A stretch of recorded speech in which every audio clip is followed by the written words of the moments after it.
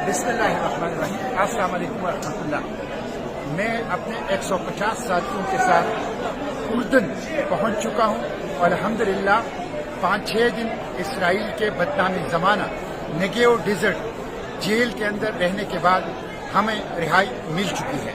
इस दौरान हमारे हाथों में हथकड़ियाँ डाल के पीछे बांधी गई, हमारे पाँव में बेड़ियाँ और जंजीरें डाली गई, हमारे आंखों पर पट्टियां बांधी गई, हमारे ऊपर कुत्ते छोड़े गए, हमारे ऊपर गन्स रखी गई और हमें बदतरीन किस्म का टॉर्चर किया गया। हमने 3 दिन भूख हड़ताल की अपने मुतालिबात के लिए।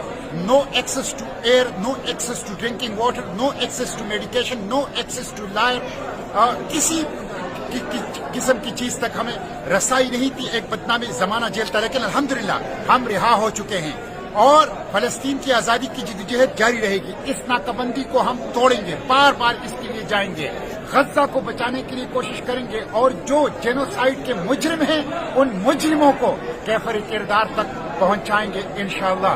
मुजाहिमत जारी रहेगी, अडियाला जेल से इसराइली जेलों तक फलस्तीन की आजादी की जिद्दोजहद जारी रहेगी और मुजाहिमत की जिद्दोजहद इंशाअल्लाह जारी रहेगी। जल्द आऊंगा पाकिस्तान और पूरी तफसील जो इस प्लोटेला की है और इसराइली जेलों की है आपको बताऊंगा। लेकिन अपनी इस जद्दोजहद को अक्सा की आजादी, फलस्तीन की आजादी, गजा की आजादी तक जारी रखेंगे। इसराइल के खात्मे तक हमारी ये जद्दोजहद इंशाअल्लाह जारी रहेगी। पाकिस्तान जिंदाबाद, फलस्तीन जिंदाबाद, पाक फलस्तीन दोस्ती पाइंदाबाद।